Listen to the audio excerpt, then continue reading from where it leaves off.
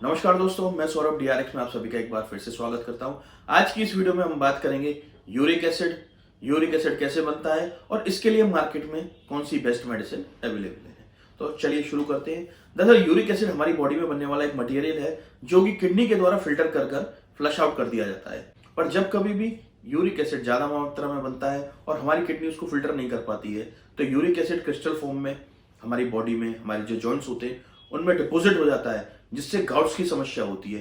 यानी कि आपने देखा होगा गाउट्स एक अर्थराइटिस है। कुछ लोगों के हाथ की उंगलियों में, पैर की अंगूठों में और टखनों में सूजन आ जाती है, रेडनेस रहती है और दर्द इतना तेज होता है कि उन पर सहन नहीं होता। हल्का सा भी कुछ भी चीज टच हो जाती है तो दर्द बहुत ज्यादा होता है और अधिकतर ये दर्द रात के समय में बहुत ज्यादा होता है। और इसके अलावा बढ़े हुए यूरिक एसिड की वजह से लोगों को स्टोन फॉर्मेशन की समस्या और कुछ लोगों में बहुत ही ज्यादा यूरिक एसिड बढ़ने की वजह से किडनी फेलियर की समस्या देखी गई है। अब इसके लिए जो मेडिसिन मार्केट में अवेलेबल है वो फेबोक्सोस्टेट है, जो कि 40 मिलीग्राम, 80 मिलीग्राम और 120 मिलीग्राम की स्ट्रेंथ में आती है और टैबलेट फॉर्म में आती है। इसके जो ब्रांड मार्केट में अवेलेबल हैं वो फ्यूरिक, फेबुटाज, फेबुगेट, फेबुस्टेट और फेबुटेक्स हैं। डिटेल में डिस्क्रिप्शन में डाल दूंगा, आप चेक कर लीजिएगा किस कंपनी का कौन सा ब्रांड आता है या आपके शहर में कौन सा ब्रांड अवेलेबल है। फेबोक्सोस्टेट एक ज़ैंथीन ऑक्सीडाइज इनहिबिटर है, यानी कि ज़ैंथीन को ऑक्सीडाइज होने से रोकता है जिससे कि वो यूरिक एसिड में कन्वर्ट नहीं होता है। अब ज़ैंथीन एक तरीके का प्यूरिन है। दरअसल यूरिक एसिड को लेकर एक मिथ है कि यूरिक एसिड प्रोटीन से बनता है। यूरिक एसिड प्रोटीन से नहीं, प्यूरिन ऑक्सीडाइज होकर यूरिक एसिड बनाते हैं। पर यह एक बात अलग हो सकती है कि हाई प्रोटीन फूड्स में प्यूरिन की मात्रा ज्यादा होती है, इसलिए हमको यूरिक एसिड बढ़ा होने की स्थिति में डॉक्टर प्रोटीन फूड खाने के लिए मना करता है।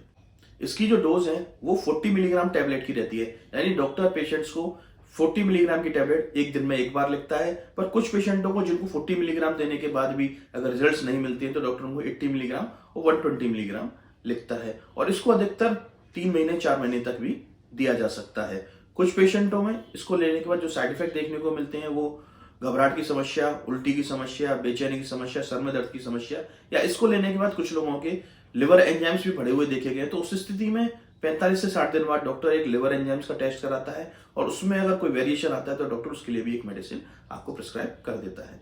फेबोक्सोस्टेट के साथ डॉक्टर कुछ पेशेंट्स को एक एनएसएड भी लिखते हैं, यानी कि non steroidal anti inflammatory drugs भी लिखते हैं, जो कि एसिक्लोफेनिक, इट्रोकोक्सिब के नाम से मार्केट में अवेलेबल है।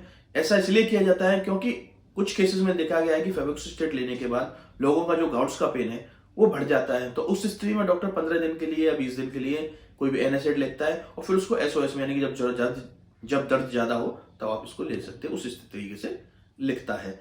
यूरिक एसिड की जो नॉर्मल रेंज है वो मेल्स में 3.4 मिलीग्राम टू 7 मिलीग्राम पर डेकालीटर है और महिलाओं में इसकी जो नॉर्मल रेंज है वो 2.4 मिलीग्राम टू 6 मिलीग्राम पर डेकालीटर है। ये तो थे इसके साइड इफेक्ट और डोजेज। अब बात करते हैं किन फूड्स को खाने से यूरिक एसिड बढ़ सकता है। दरअसल ऑर्गन मीट खाने से, सी फूड खाने से, भुना हुआ पका हुआ आलू खाने से, सैम जो कि एक तरीके की बीन्स है वो खाने से, मटर खाने से, मशरूम खाने से, या टर्की जो कि एक जीव जंतु है उसको खाने से भी यूरिक एसिड बढ़ा हुआ आता है। तो अगर यूरिक एसिड की समस्या है तो हमें इन सब चीजों का परहेज करना चाहिए। इसके अलावा लिवर के पेशेंटों को, किडनी के पेशेंटों को, जिन लोगों का ऑर्गन ट्रांसप्लांट हुआ हो, हार्ट अटैक आ चुका हो या फिर किनको हार्ट की समस्या हो, उन लोगों को इस मेडिसिन को लेने से बचना चाहिए। उम्मीद है आपको मेरे द्वारा दी हुई जानकारी पसंद आई होगी। तो हमारे चैनल को सब्सक्राइब कीजिए, वीडियो को लाइक और शेयर कीजिए, जिससे कि ज्यादा से ज्यादा लोग फेबोक्सोस्टेट मेडिसिन के बारे में जान सकें और कम से कम साइड इफेक्ट के साथ और सही जानकारी के साथ इसका उपयोग कर सकें। इसके अलावा भी अगर फेबोस्टेट के बारे में कुछ और जानना चाहते हैं तो हमसे कमेंट बॉक्स में पूछ सकते हैं और किसी भी मेडिसिन के बारे में अगर आप जानना चाहते हैं तो हमें कमेंट बॉक्स में जरूर बताएं, जिससे कि आने वाली वीडियोस में हम आपको उस मेडिसिन के बारे में बता सकें। स्वस्थ रहिए, मस्त रहिए। जय हिंद, जय भारत।